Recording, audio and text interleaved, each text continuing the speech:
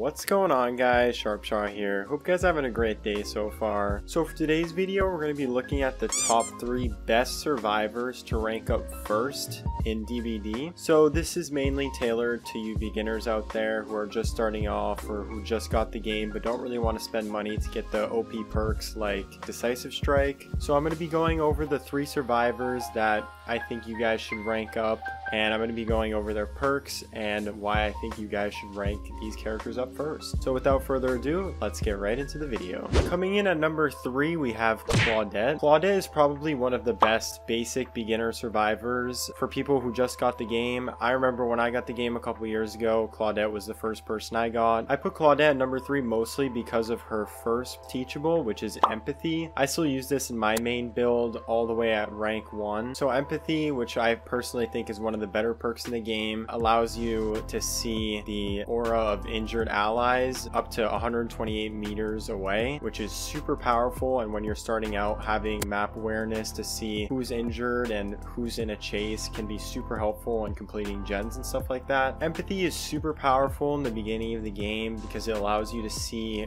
where the killer's at if he injures someone, and it's especially useful against an M1 killer who relies on his M1 attack. As you can see in this clip, it's somewhat early on in the game and I'm doing a gen, and I can clearly see that the first person who gets injured is obviously in a chase, so I know he's nowhere near me and I'm completely okay to finish the gen. So as you can see here in this clip, he's injured everybody but me, and I'm just sitting on the gen and I can see where everybody is on the map. Claudette's second perk is Botany Knowledge, which basically allows you to increase your heal speed and healing item efficiency by a certain percentage. This perk is really useful if you're an altruistic type of player, which means that you go for the unhooks and you go for healing other players and you focus on helping other players. As you can see, while Claudette is healing with Botany Knowledge, you can see the medkit bar go up with the gold and yellow color compared to on the right hand side where the red, and as you can see, the yellow is much quicker than the red. Finally, Claudette's last teachable is the infamous self-care perk.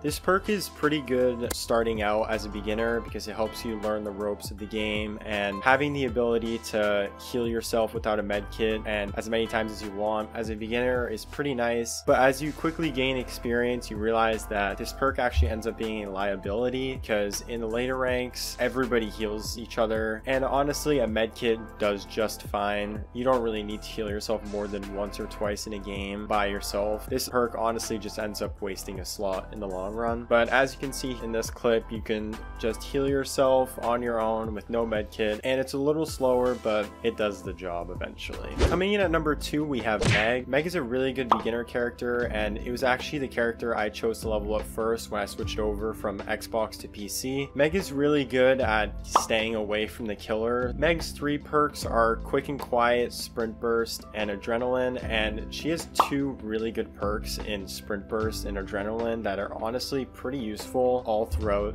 the ranks. Her first teachable is Quick and Quiet. Every 30 seconds or so, a vault action is completely quiet and you don't get a noise detection from the killer. This perk is honestly pretty useless. If you're just careful of not sprinting into vaults, then you won't trigger the noise detection. But as you can see in this first clip, entering the locker when you sprint with Quick and Quiet makes it completely silent. And comparing the audio of these next 2 clips, you can clearly see that vaulting over a window with Quick and Quiet is really quiet compared to the normal vault. Her second perk, which is arguably the best exhaustion perk in the game, which is Sprint Burst. I still use Sprint Burst in my main loadout. It's amazing. After your exhaustion is over, you can sprint way faster than your normal running speed for a couple seconds. It's really good at getting out of places really quickly. Like if you're doing a gen and you see the killer coming really quickly, you could just sprint burst out of there and you get a huge head start on your loop. This perk is pretty simple. After your exhaustion's over, you just click the run button and you sprint forward for a couple seconds. Meg's last perk is Adrenaline. This one's kind of confusing for a beginner, but I'll try and explain it as best as I can. So basically, as you can see in this clip, when the exit gates go off,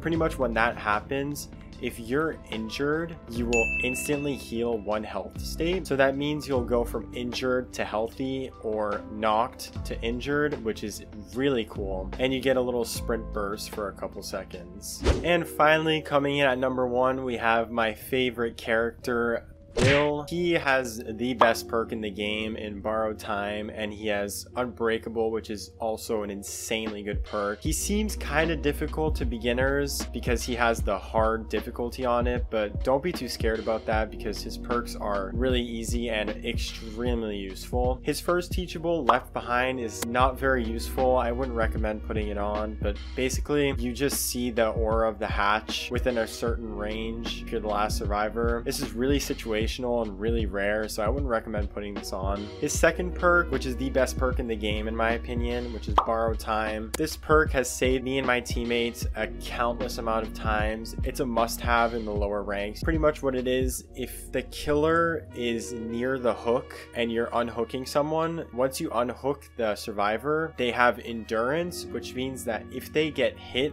while they have endurance, they get pretty much an extra life. As you can see in this clip here, I get unhooked and the person that unhooked me had Borrowed Time and the killer whacks me and I turn white. It seems kind of confusing, and at first people will be like, oh, why didn't Borrowed Time trigger? And it's mainly because you have to be in the killer's terror radius, and each killer has a different terror radius, so it's kind of nitpicky in that sense. But if the killer is camping the hook, obviously you'll get Borrowed Time. It's overall just a super good perk. Bill's last perk is Unbreakable, and this is a really fun and useful perk to use. I know as a killer, having someone run Unbreakable is super annoying, but pretty much what it is that you can recover from the dying state once in the trial. It doesn't happen too often if the killer plays his cards right, but if the killer is just downing everybody and then just leaving the people down, you can get up. So yeah guys, that's been the video. If this tutorial helped you out, make sure to leave a like, and if you guys want to see more tutorials and guides like these, make sure to let me know in the comments below. So yeah guys, thank you guys so much for watching. Leave a like and subscribe if you're new. This has been Sharpshot, and I will see you guys in the next video.